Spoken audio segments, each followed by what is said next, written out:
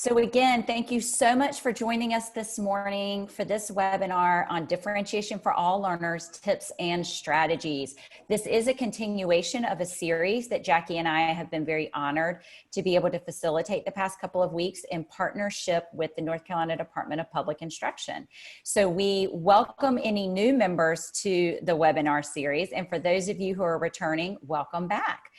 We are joining you from sunny Raleigh, North Carolina. We hope it is beautiful weather where you are, recognizing we are all confined to our homes right now. As I mentioned, my name is Shayla Rexford. I am also joined by my friend and colleague, Jacqueline Stevens. You will hear both of us throughout the webinar today. We will both be monitoring the chat window and responding to your questions and feedback. So please utilize the chat window to your advantage and share away. For those of you not familiar with the Friday Institute, we are located on the NC State campus. We are part of Centennial Campus. And we like to say the Friday Institute is where policy, practice, and research come together. There are multiple teams within the Friday Institute that work collectively together in order to support K-12 education across the state of North Carolina. Our team in particular, we are the Professional Learning and Leading Collaborative, and we focus predominantly on researching, developing, and delivering high quality professional learning for educators like yourselves. So when we entered into what is now known as the COVID-19 episode in our lives, we immediately reached out to DPI to see how we might be of assistance, and thus began this series of webinars. For those of you just joining, and if you missed it early on, we are recording this session. We will also make the recording a PDF of the slides, as well as information about how you can receive your certificate available at the end of the session. We are utilizing Zoom as our platform. Some of you may be more familiar with Zoom now than you ever thought you would be, if this is the platform you or your district might be using. If you are new to Zoom, just a couple of quick things we wanted to point out. As I mentioned, we do have the chat feature. If you have not located the chat window yet, we would encourage you to open it up. It is where Jackie and I will be posting a lot of resources that we will be referencing throughout the webinar. It is also a space where we would encourage you to share resources and ideas of things that you have been doing. Jackie and I by no means claim to be experts of remote learning or teaching and learning. We definitely pride ourselves on kind of grabbing information from other like-minded educators like yourselves. So we hope that you'll take advantage of the chat window. You will also notice you probably see little thumbnail images of those who have joined and have their video on. If that is distracting to you, you can move it around just by dragging the images along the top of the bar, or you can also minimize them to create more space for you to see the screen as we move throughout Zoom. So again, a couple of different things that are there. We are also making closed captioning available through Google Slides. So hopefully you are also able to see that running along the bottom. A more refined transcript will also be made available at the conclusion of the webinar. All right. So what exactly are the goals and kind of the initiatives behind the webinars? It honestly is to create an opportunity to share and learn. What I mentioned earlier is for us to be able to come together as educators and really put our collective minds together, because we know you are all doing such amazing work across the state. We wanted to create a space where we could lend some assistance and guidance, but also allow you the opportunity to share.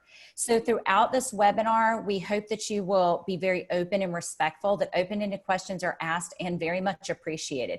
We may not have an immediate answer, but those are the types of information that Jackie and I are looking for in order to help inform future sessions that we might facilitate. There is absolutely more than one possible answer to a lot of your questions, and we encourage everyone to share your ideas and resources. We will do our best to support all your questions and queries, but again, we call on you to help support each other throughout the webinar. If you have a great recommendation or an answer to someone's question that pops up in the chat, please feel free to respond.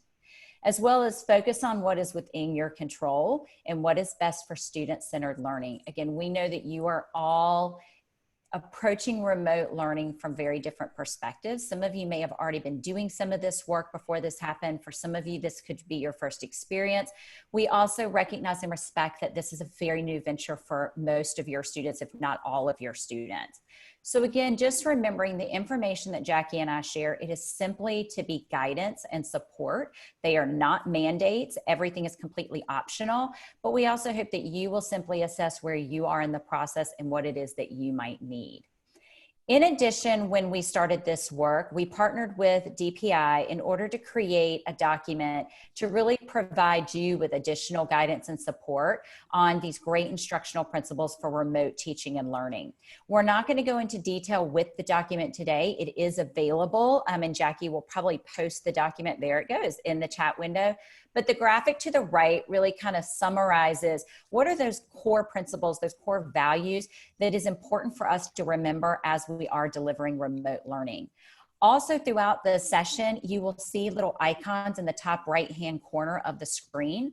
And those will be icons that are representative of these areas of the wheel. And it's just to draw your attention back to those principles and why it is that we are bringing this resource or this idea to you today, is to really align back with what we know are great principles for instruction. In addition, our learning goals for today, they may seem a little simple, but they're much broader than you think. Today, we are really going to be diving into exploring the role of differentiation, specifically in remote learning. We know you all have a lot of experience with differentiation, but how you are approaching differentiation in remote learning may look very different right now. So we want to provide you with some tips and strategies on how to think about infusing differentiation into your remote learning, as well as to identify some of the remote learning strategies that support differentiated instruction. So in order to kick things off, we know it's 9 a.m. on a Tuesday morning. So we thought, you know what, let's fire up our brains. Let's get us really, our juices flowing, get us in that space of really being able to consume new information as well as to be able to share new information. So in just a minute, you are going to see a series of riddles or brain teasers appear on the screen. And we're simply just going to ask you to stop and think about what you think the answer to the riddles may be. There is no grade, there is no assessment or judgment. It's just simply, let's see what's going on with your brains this morning.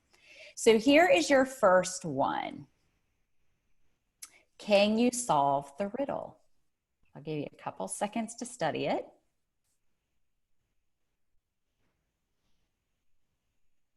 All right. If you said to yourself, dun, da, da, da, top secret, then you are correct. And I see a couple of people adding that to the chat window. I love it. All right, so this one kind of started off a little bit easier, but yes, top secret is the answer to this one. So now we are going to share one that's a little bit more complex. How many legs does the elephant have? How many legs does the elephant have? Oh, I see a couple of different responses coming in. Everything from 1 to 4 to 5 to 6 to 8. In fact, the correct answer for this image is dun, da, da, da, 4 legs. Okay, this is one of those, as people are starting to know, it's kind of an illusion. It depends on how you're seeing it and how it appears on the screen. Again, we're going to come back to this a little bit later on when we get further into the webinar, but keep in mind this particular image and how it did play a little bit with how you were able to see it as opposed to how someone else maybe processed the information. And now for our last brain teaser. Are the 2 squares different colors? Are A and B different colors, or are they the same? I see some people saying same, some saying different. We're kind of looking like a 50-50 split.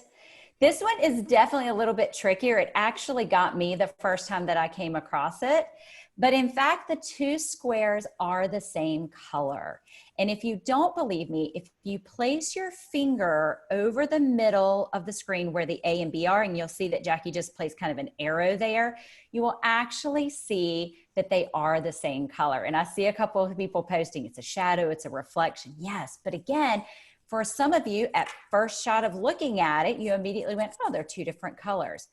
So again, why did we choose to introduce some brain teasers at the beginning? A lot of this has to do with how the brain functions and works, specifically when we think about remote learning and information that is being displayed on the screen for our students. It can look very different for some students. How they are processing the information can be very different. And a lot of that does have to do with how the brain actually learns. So when Jackie and I were thinking about this session, we thought, let's really dive a little bit more into how are you currently supporting your students' individual learning needs? How are you thinking about differentiation in a little bit of a different space, recognizing that how your students are receiving information and how they are sharing information back to you is quite different in a remote setting than it would be if they were in your classroom with you each and every day.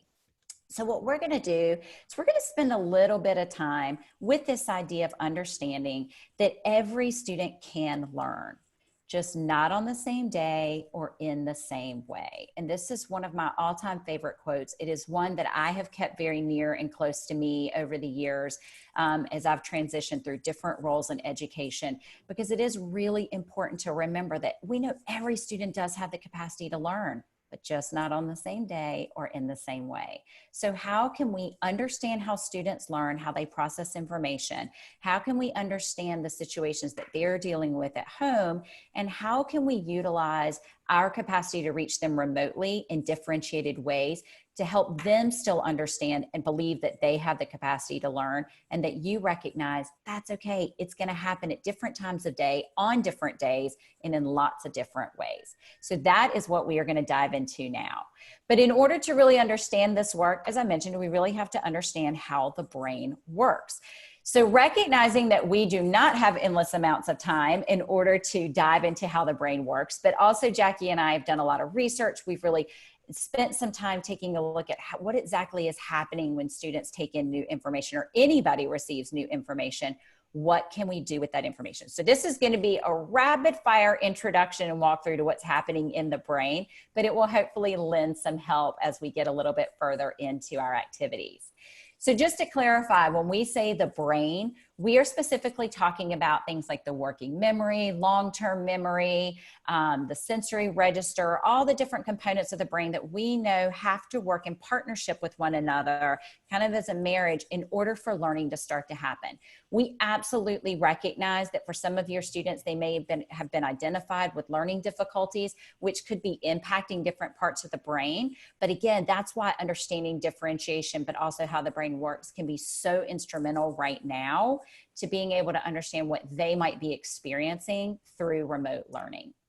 So as we dig a little bit deeper into how the brain works, here's a really simplistic image of what happens whenever information is received or introduced to the brain. We understand that this graphic makes learning look very linear in fashion, but we know from being educators, it is way more complex than that. We wish that from the second we introduced new learning to our students, it immediately just moved very quickly through the sensory register into working memory and then into long-term memory. And we would be like, yep, we are great. This is awesome. Let's keep on learning. But we know that learning doesn't quite happen that way. So we are going to break down and talk a little bit more about what does happen whenever new information is introduced to the brain. What allows the information to move into the sensory register? What information makes it past the sensory register into working memory? So we start with the sensory register. So think about that you introduce some type of learning to your students. It always doesn't have to be brand new learning. It could be that right now you're doing some review work with your students. And this could be whether you are doing it synchronously, which is live, or asynchronous, which is you are doing pre-recorded sessions and posting them. But ultimately what happens is from the second that information is introduced, the stimuli, the sensory register kicks in. And I like to think of the sensory register as the brain's bouncer. You kind of have this big fella. I always kind of imagine this big fella standing there. And as the information immediately comes in, he very quickly decides, I'm only going to let about 2% of that information actually make it through. It's going to get past me. So he discards 98% of what we see, hear, smell, taste, and touch, and considers it to be completely irrelevant to our lives and not necessarily necessary to retain. So in other words, only 2% of what we teach sticks the first time. And I really want to stress the idea of the first time. Again, that's why it's so important that we give our students multiple opportunities in different ways to receive the information.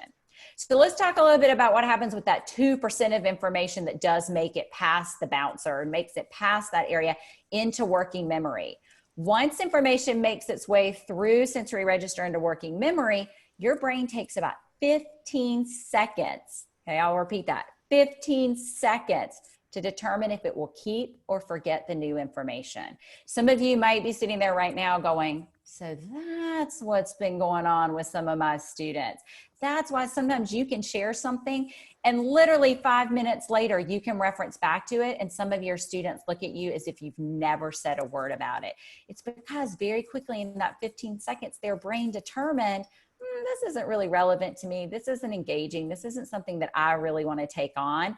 So it decides to forget it. Again, the importance of providing information in lots of different ways, different formats, and multiple times becomes really, really important. So we also recognize that for all of this to happen, again, we have to take into consideration how our students function and learn, and that how learning occurs can happen lots of different ways. But some of you may be sitting there going, I'm not so sure I believe this science. I'm not so sure that it happens that quickly. So we're going to actually put your brains to the test. So in addition to already firing up your brains early on, we're going to give you a couple of more questions to answer.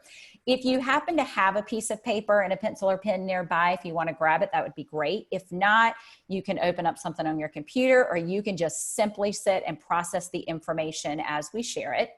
But in just a minute, we are going to give you 5 seconds to memorize a series of letters that are going to appear on your screen. So again, we are going to give you 5 seconds to memorize the following letters on the next slide. So I'll give just a second for it to pop up. So again, 5 seconds. And again, you're memorizing. So at this point, you're not writing anything down. You're simply saying how many of the letters you can memorize without writing anything down. So we are going to show you the series of letters now.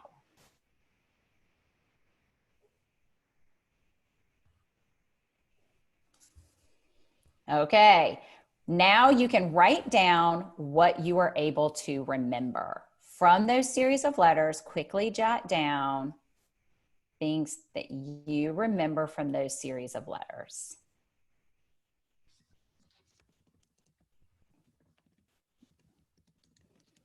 Oh, I see a couple of you putting them into chat. Nicely done. You're definitely remembering more letters than I remembered the first time I did this. So I am really, really optimistic. You guys are doing great this morning. All right, so we're going to try it again. This time, I'm going to give you 10 seconds to memorize the following letters on the next slide. So you have 10 seconds, same task, to memorize the following letters. So here are your letters.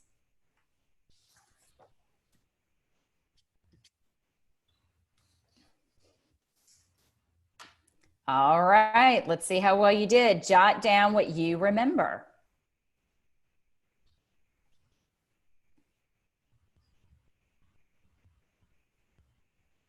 Oh, I'm seeing tremendous success with this one. So then it leads us to the question, what was the difference? Why were some of you maybe able to remember more of the letters the first time than the second time? Or vice versa, you were able to remember the second set of letters way better than you were maybe the first series of letters that you saw. And yes, I see things like the words meant something. Yes, they were grouped together, they were chunked. In some instances, I color coded. So I alternated the colors to separate the words out. Absolutely. And these are all strategies and things that we have found through research help the brain to be able to process information faster and more effectively to ensure that it starts to make its way to long-term memory. But it doesn't stop there. We also know that there is tremendous benefit to providing students with visuals. So now we're going to share with you a series of visuals. This one you can absolutely write down. This one's not a memorization. It's more of a recall task. So in just a minute, you're going to see a series of images on the screen, and we want you to identify as many of the icons or images that you can. So we will see the images pop up on the screen. There we go. So just quickly jot down, or in your mind, identify as many of these images as you can.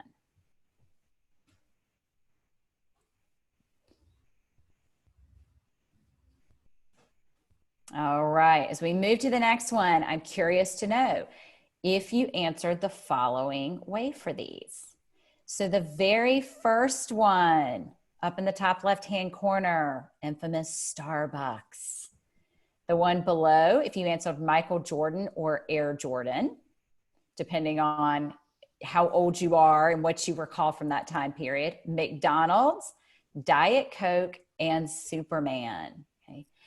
Again, these are all images that were completely random images that I selected, but I'm seeing that a lot of you are stating in the chat window that you had pretty good success in recalling those images. So again, it leads us to this big question. Why were you able to remember some of the information, but not all the information? Why were you able to look at some of these images and immediately know what they are, especially recognizing I haven't taught you anything about these images. We haven't talked about it previously. I had no prior knowledge of what your exposure to any of these could have been, but just by putting these in front of you, I pretty much had a good inclination that you were going to be familiar with at least 3 or 4 of these out of it. And I see in the window a lot of you saying it has to do with pulp culture. They are very familiar objects. They are things that you have seen over and over again. That is the power of advertising. They put it in front of you as many times as possible. So again, that's essentially what's happening in your brain. That marketing people, they study how the brain works just as educators do, because they want to understand what's going to allow information to stick. So some of the things, again, this is a very simplistic version of what's happening in the brain, but we know that information is attracted to your brain when it evokes an emotional response. So for some of you, you may have seen the Starbucks icon and your heart sunk because you might be a regular Starbucks user and you haven't been able to do that the past couple of weeks, or you're missing your McDonald's burgers, or what you wouldn't do for a Diet Coke right now, but you may not have any in stock in your fridge. But again, everybody builds connections to things, whether it's a positive or a negative experience that they've had in their life. In addition, as you noted with the words and the letters, information was presented in small chunks. When we provide information in small chunks and make it very clear and concise, we know that the information has a stronger probability of making it through to long-term memory. We also afforded adequate time to process the new information. The very first time I only gave you 5 seconds. The second time I gave you longer to be able to look at it, and I gave you even longer whenever we put the images on the screen. We know that providing that wait time, providing sufficient time for our students to process the information on the screen is really important. And that we know during remote learning, you may feel like, oh, but I have such limited time with them. I need to move through my slides, or I need to move through the learning as fast as possible. This hopefully is just that subtle reminder that it is worth it in order to give them less information in small chunks, but really provide time for them to sit and study the information on the screen in order to start to build relevance and to get it past that bouncer in the sensory area. We also know that for a lot of students working remotely, as you experienced earlier, that those images that I shared, how information is also being perceived and accepted through the brain can be very different. Some of you looked at the elephant and immediately were positive it had 4 legs. Others were like, no, I know it has 6. So again, providing time to stop and really unpack the information that is on your screen to ensure that all of your students are reading it and receiving it the same way can make a huge difference in the long term. But we also know that less time does not mean less learning. Again, for some of you, you might be a little panicked. This is a graphic to the right that we've shared in a couple of our webinars. It comes out of Kansas. It is a great document. It's a very comprehensive document, which Jackie will share in the chat window. But one of the pieces that our team really kind of honed in on was the amount of time that is being recommended based on research for students to be learning live in person each day. And it really boils down to, some of you might be looking at this going, 45 minutes? I only get 45 minutes with my kindergartners or first grades. But in actuality, that is about the maximum amount of time that you are going to be able to retain their concentration and their attention, and that they are going to be able to process new information. You will see as that time goes up to 4th and 5th grade, it goes more to 90 minutes. But again, the document will stress that during that 90 minutes, that should not be 90 minutes of straight instruction. It should be where you are providing chunked information. You are giving students time to process and ask questions, and you are possibly even giving them time to complete their work while you're simply there in order to respond and provide feedback. But again, less time does not mean less learning. There is a tremendous amount of learning that can happen in a short amount of time when you are differentiating. Again, using visuals, chunking the information, and providing sufficient wait time can really make all the difference. But some of you may be asking, and I've seen a couple of questions come up in the chat, well, what would this all actually look like in a lesson? What are some things that I really need to be able to consider when I'm developing and building my lesson to ensure that I am differentiating, to ensure that I am using the right visuals, that I am chunking information appropriately, and that I'm not giving them too much information too quickly? So what we're going to do right now is I'm going to transition it over to my colleague Jackie, and she is going to talk a little bit about this idea of mini lessons and share with you some great tips and strategies on things that you might take into consideration as you are designing your lessons. So Jackie, I'm going to turn it over to you. Thanks, Shayla. So you're asking great questions. What is this going to look like for me right now in my remote learning situation? And Shayla has given us this idea of like mini lessons, chunking that information. But how can we differentiate for ourselves in the lessons and the structures that we're sending and giving to our students, be it a completely online situation, be it a blended online situation, or perhaps a low-tech or no-tech situation? So we have some things to share with you today. And we're really focusing our conversation on tips and strategies for your differentiation. So we'll jump right into it. Differentiation has these 3 steps. How am I structuring that content to be meaningful and, potentially authentic for my students and their learning right now in this mini lesson? Who are my students as individuals? Is there a way that I can maybe personalize this, knowing what I know about my learners at this point in the school year? You've got some of that data as to where students are at in their understanding and in their mastery of content. And then also, what are ways I can be flexible? So using those resources that we have available to give students a degree of flexibility in how they connect to you as the teacher and how they connect to what they're learning. So to help us illustrate that, got some questions to get us thinking, and we do have some examples, some things that you can implement and use to support you at this time. So first, how am I structuring that content? Scaffolds, creating accommodations. We know our students have accommodations. Some have IEPs or different learning goals, but all of our students have different learning goals, right? And it's our hope that we can help them achieve all of them, even in this distance or remote learning situation. So accommodations are similar to the concept of scaffolds, but it's usually legally mandated, right? As an instructional requirement. So an example of a combination would be extra time on a summative assessment, right? A modification goes deeper than a scaffold, and that changes the actual content or the learning standard for that student. So modification may be found on a student's IEP, or these are all important when we think about how we're differentiating for our students. And then there's tiered assignments to support learning styles. So tiering is just an instructional practice that you probably used in the classroom, right?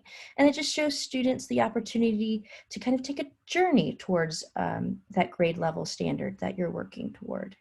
So tiered assignments are like parallel tasks provided to small groups or individual students based on their similar levels or of readiness in order to complete the lesson. And by creating these tiered activities, we ensure that all students get, this just right amount of work on a regular basis. So work that's challenging enough to be worthwhile, but not so challenging that it's too frustrating for students to complete. I like to think about this when you're playing a game with a kid. If the game is too hard to play, the kid's gonna give up, right? But if it's just challenging enough, even when they have challenges or even when they may fail, they want to continue playing because they want to beat that game, right? So we want to think about ways that we are opening up that engagement and allowing students to also talk to us and engage with us in conversation as well. And then how are students accessing content? This is probably a challenge for many of us in that remote learning situation, right?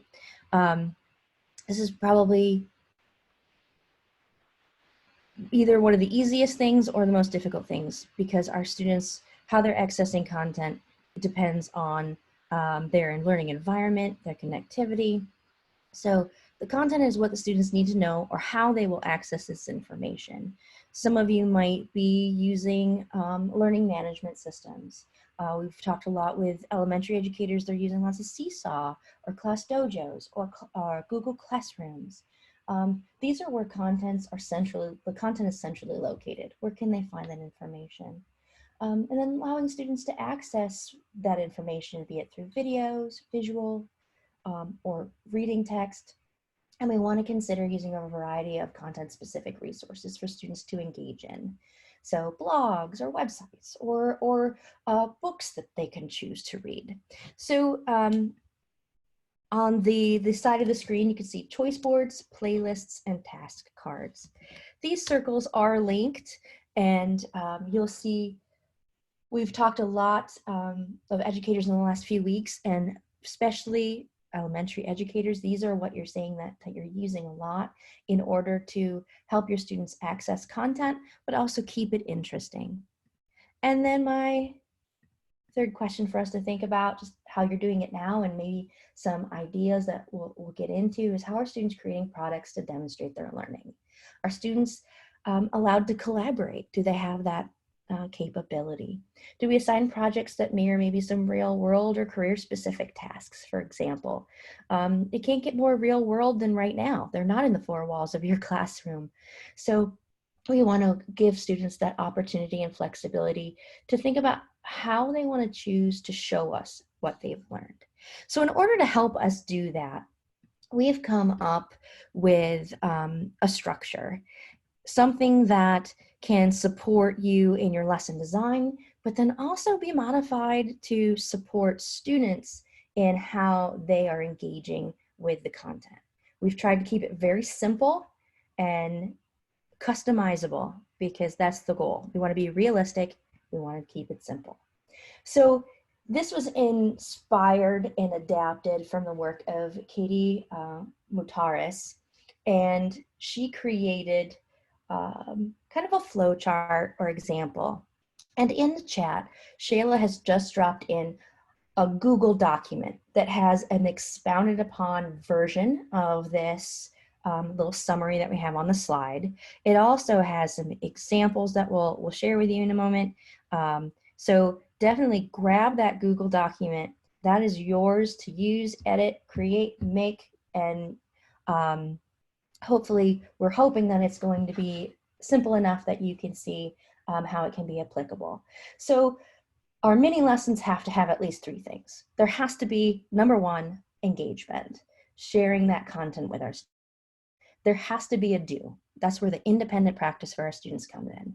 And then there's that share feedback loop so that they can connect with you as the teacher and they can get some idea of how they're doing, what they're doing well, and some things that they can work on. So we have options, option A, B, and C. And as you can see, as the options change, it goes from more teacher-led to more student-led. So In option A, the teacher is creating and sharing steps for student engagement. The teacher gives students clear directions and resources. And then the last piece in option A is the teacher instructs students how to share their learning for you, the teacher, through that learner feedback. Option B, watch, listen, and respond. Teacher shares the digital resources and media, and the students have some kind of flexibility to engage with it. In the independent practice, the teacher gives some students some direction on how to practice, and students navigate through a choice board perhaps, or a playlist. And that last, number 3, share, the teacher engages with students in synchronous and asynchronous discussions and feedback. And option C, students decide how to engage with the materials that the teacher has given. The students create how they want to demonstrate their learning. And then that last piece, they have the opportunity to engage in some peer feedback along with feedback from the teacher. So that is like the really, really simple version of it. And Sheila, if you go ahead and drop that link back in there for some folks may have missed it. So what does this actually look like? The reason why we like this option A, B, C is we can mix and match these based on what we want to do in our lesson, what the content is. So we can, we know, you know your kids, right? You know, based on the curriculum, where they're at, how much teacher guidance do they need, and how much independence perhaps could they use. And you could change this up even based on individual students. So for example, we've mixed and matched some option A with an option C. So the teacher's still curating that information. So in this example, the teacher has linked a short instructional video to some printed material that was sent home. That video is accessible from a QR code on the printed material.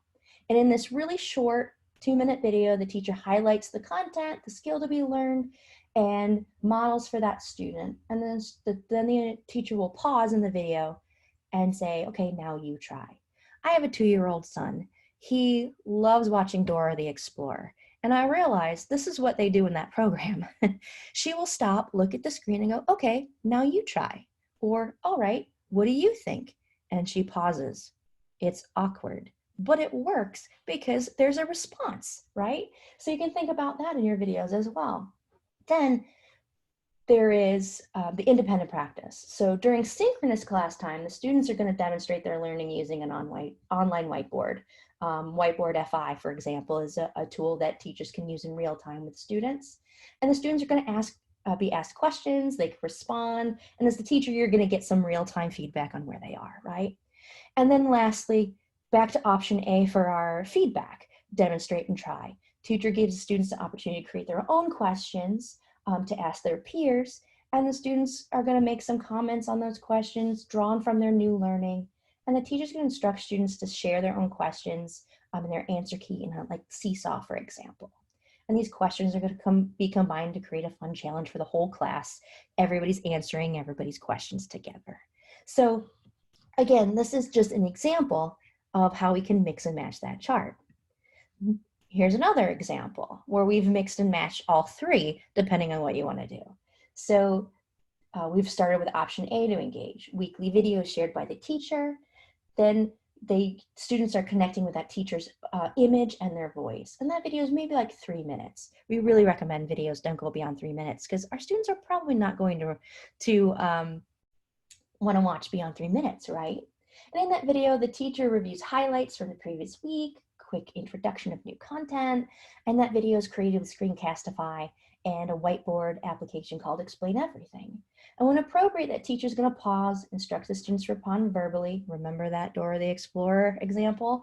And though that video is asynchronous, you know, it's giving that time and that space for students to reflect and think.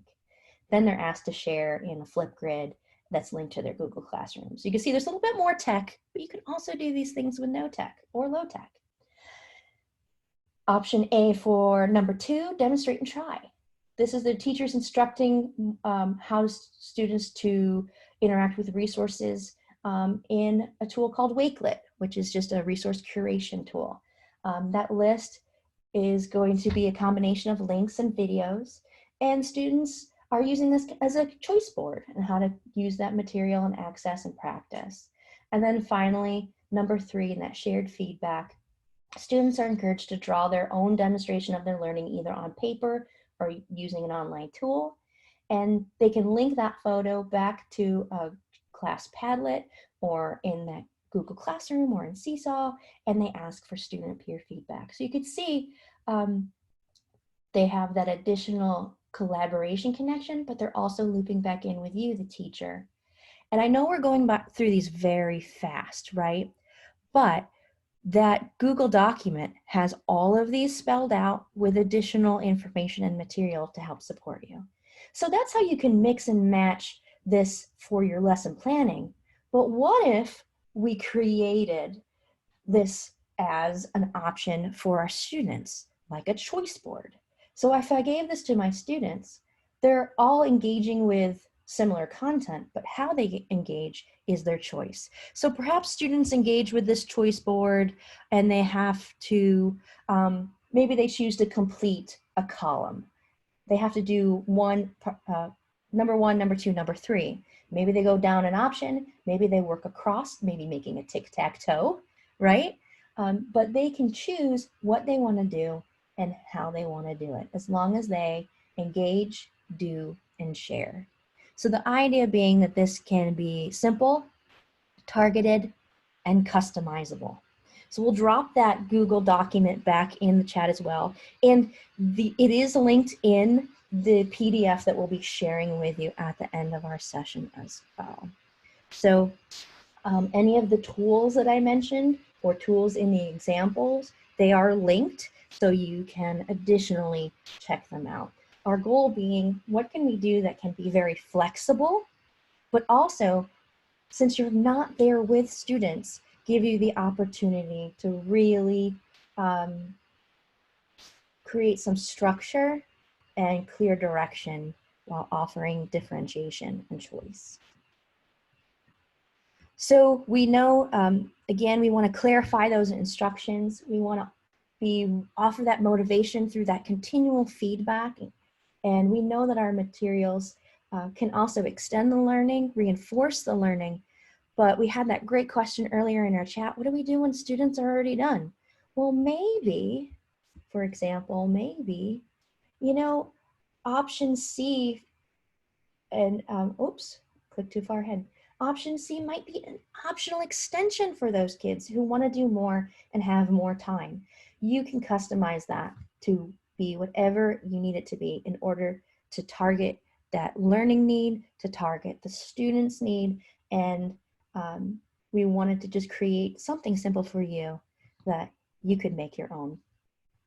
And then likewise, in talking about exit tickets still apply. I use those all the time in the classroom. And we are going to share where we found this image. This actually comes from Todd Finley. He does these little brain blast images all the time on particular topics with great quick hits of information. It's a great thing to model for your kids too. To like, here's our brain blast of what we're covering today. Give them the quick hits, give them the big key options. But when we're using exit tickets, we can use them in our remote learning situation. And you know, these are just some ideas and some examples. And again, we're going to give you a PDF of the slides and links and everything before you go today. And what if we've got no tech or low tech situation? Well, we know that not every student is going to have that internet access or device available. Many families are using cell phone connectivity to connect, and you know, using these learning materials and platforms, we want to really think about what's accessible for our kids when they're home. So nearly every US home has a television, about 96%. And we know that there are so many important and helpful things being shared by for those of you in North Carolina, which many of you are. PBS Learning Media Libraries has put some stuff out there, and UNC TV at Home has regular updates and information and listings for content that you can guide your students to. So feel free to check out that resource and think about, any device will do, however students can connect, and picking up the phone and having conversations with you really does still apply as well. So considering all of this, and I know we're throwing a lot at you, but we've seen a lot of really amazing designs being shared in social media, teachers sharing what they're creating, they're sharing the wealth and the love, but we want to take just a moment to consider some additional strategies for your lesson design and how to keep it simple, but also reminding ourselves that it needs to be accessible for all of our learners, even in our design. So when we think about the colors that we use, we want to use a limited color palette. I've seen some beautiful lessons, but there's so many colors going on, it's very distracting. We want to be strategic in the colors we use. Maybe based on, the colors we use, we can guide our students through their educational journey through differentiation. All right, I want you to follow the green path or the green blocks on that Google document.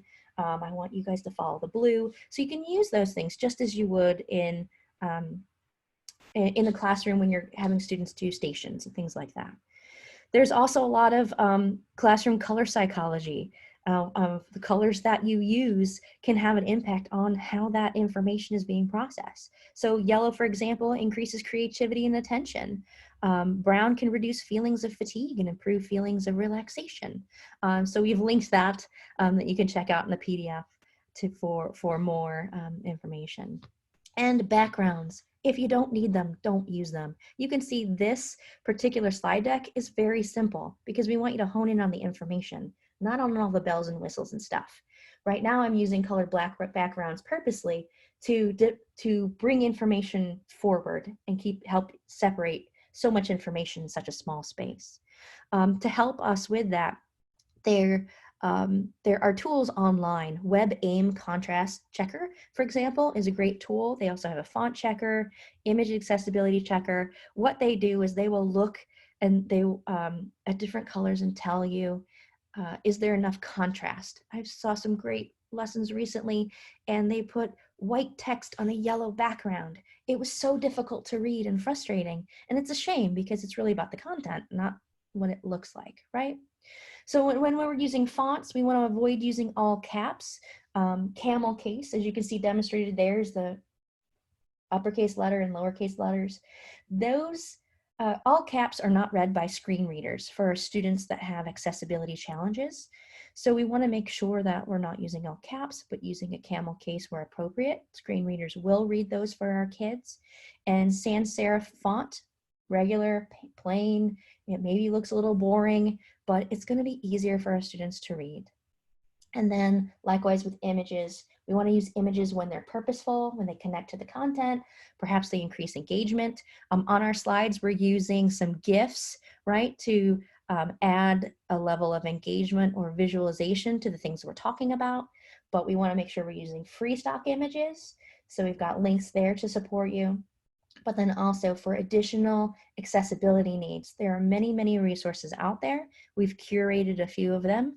And again, links are being dropped in the chat, but we also are going to share this PDF with you. And we really do want to consider all of our learners' needs, and these checklists are going to help. So while this is a lot, you're already naturally doing this, and we want to honor those things that you already are so good at, even though we're in this remote learning situation. So this isn't as hard as you think. We want to encourage you to continue to think about how you are synchronously engaging and asynchronously engaging with your students. You know, when you're synchronous, like we are right now, it's a great opportunity to check in. How are you? How is it going? Or have small group discussions, really offering connection and the ability to be responsive and answer questions, right? Versus, you know, asynchronous is great for short lessons with clear and concise structure. The way we're giving instructions, demonstrating or modeling, if we put it in a video, for example, or in written instruction, our students can go back and refer to it. They won't miss anything, right? Or think about those parents who are trying to help our students too. So they can refer to that. So it's great to offer flexibility and the ability for students to rewatch, reread, or review for clarity. And then when we think about how we're connecting to our learners, it's so important. These are the 3 types of interactions that will really be sustaining us in our remote learning situation. So learner to learner, opportunities when it's realistic and possible for students to collaborate with one another. It's going to reinforce that learning. For the learner to content, right? This is probably the most important piece, the most crucial interaction, since this is where the learning takes place. How the learner is consuming that content in their own way. And then, of course, that learner to instructor. That feedback loop is so important that you naturally guide your students to engage with regular feedback and what that looks like. So we're going to continue to talk about our feedback loop. Excellent. Thank you, Jackie. So one of the other things that we've received a lot of questions about from teachers over the past couple of weeks, as well as instructional leaders, is what are different ways that you should be considering providing feedback to your students?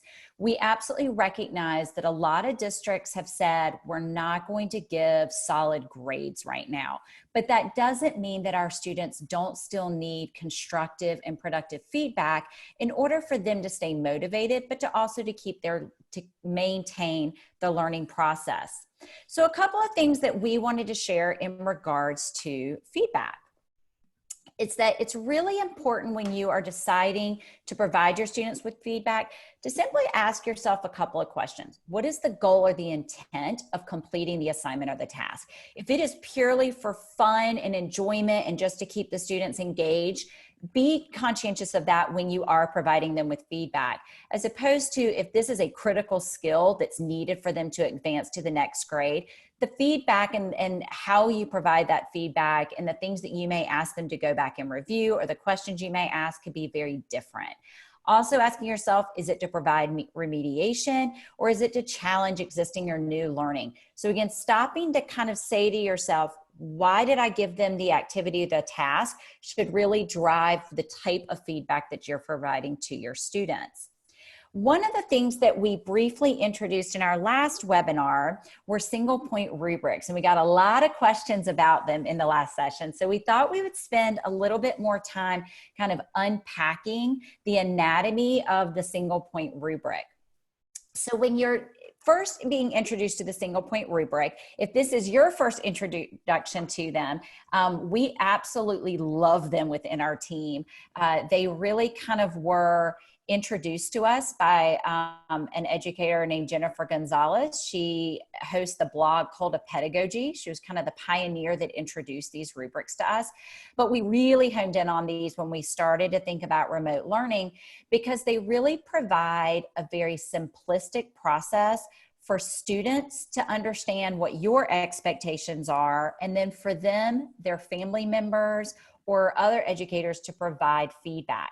So when you're looking at the anatomy of a single point rubric, the area through the middle where it says criteria, this is your area. This is where you are going to make note of those things that students need to be able to complete in order for them to demonstrate the level of mastery that you are looking for them to achieve with that task or the activity. The area to the left where it says areas for improvement, this is the space where the students, as well as family members, they can provide you with feedback. What are things that maybe they struggled with? What are things that the parents or the family members maybe observed happening when the student was trying to achieve certain criteria? What are things that went really well for that student? But then this is also space for you to also provide feedback on areas for improvement. And then the area to the far right is space where students, family members, and teachers can provide information on things that you see happening that are exceeding the criteria. What are we doing to really motivate our students to go beyond the criteria needed? Here are two really quick other examples, just where teachers have used different verbiage along the top. We know a lot of teachers use the grow and glow terminology. So again, just some additional examples of the single point rubrics. You can also explore the cult of pedagogy, where Jennifer goes into tremendous detail about how to kind of build out the criteria. But again, we wanted to take a couple of minutes to revisit the single point rubric because they did come up as something teachers were really interested in better understanding. Something else to kind of just really quickly stop and think about, reasons why you may choose to use a single point rubric. I think one of the biggest ones is that it helps take the students' attention off of the grade, and it really provides them more of a space to focus on themselves, the work, and the things that they are able to achieve right now, given the situations that they're in at home. But also, it's very simple. We know right now we are really trying to provide teachers with things that are simple that you can turn around and in turn provide to parents and family members, that is very easy for them to understand, but also a means for them to provide feedback as well. A couple of other really quick ways that you might consider providing feedback. If you are utilizing Google Docs, one of the things that we quickly want to point out is if you are not aware, you can add comments within a document, but if you add a little plus and then the student or the family member's email, a box will appear that it says signed to you. That will automatically generate an email to them, letting them know that you have added comments to a document. When they open the email and select the link, it will take them into the document specifically to where you have added the comments. It's just another quick, easy way to streamline the communications, but also save you from sending another email. Another one that we've been able to identify, we know a lot of you are utilizing resources like Seesaw. When you go into Seesaw to provide feedback, images like the one on the right appear where you can take a photograph of feedback. So if you want to hand write your feedback to your students, you can make a quick video of you sharing feedback to your students. And as someone asked early on, what are ways that we can really support our English language learners?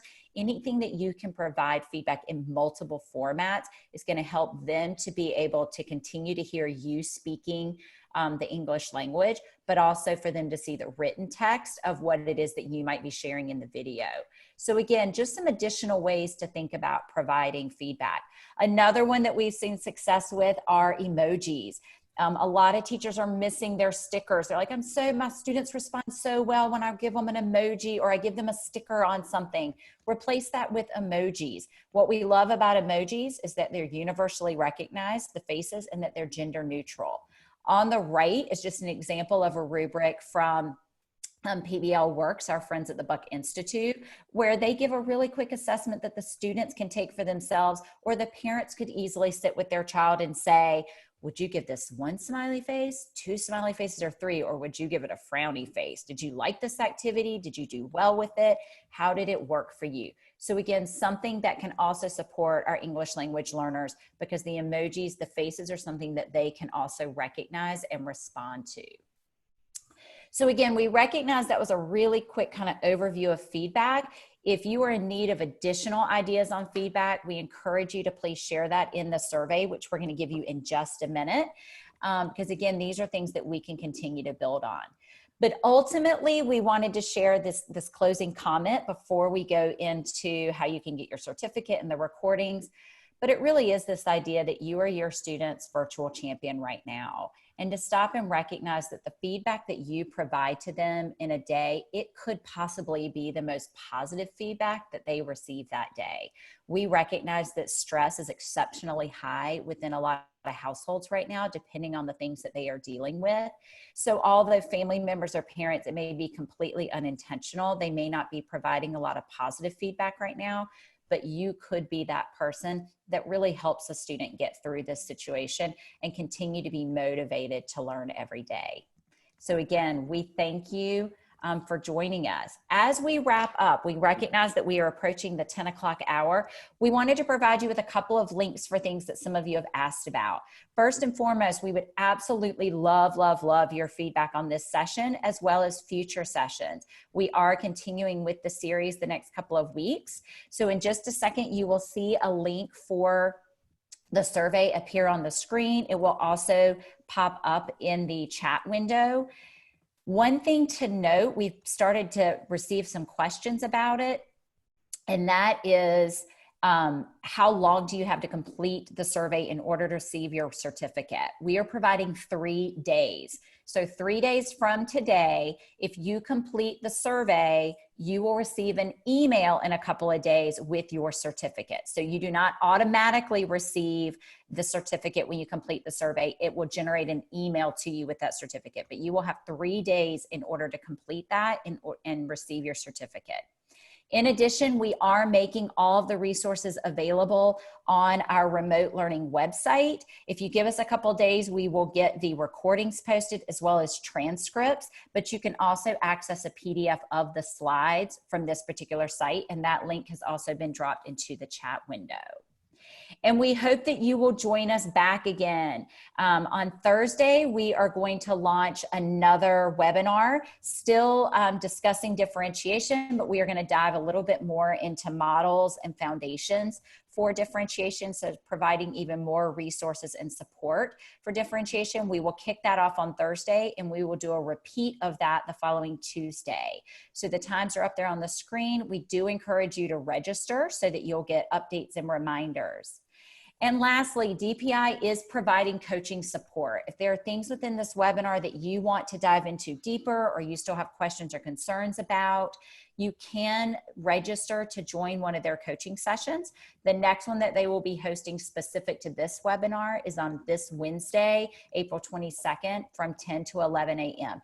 You do not have to stay on the entire hour. It is simply for you to log in and be able to post your questions, get feedback from them. They are also sharing a couple of additional resources. So it is a great way if you want to continue on with the conversation or get additional help.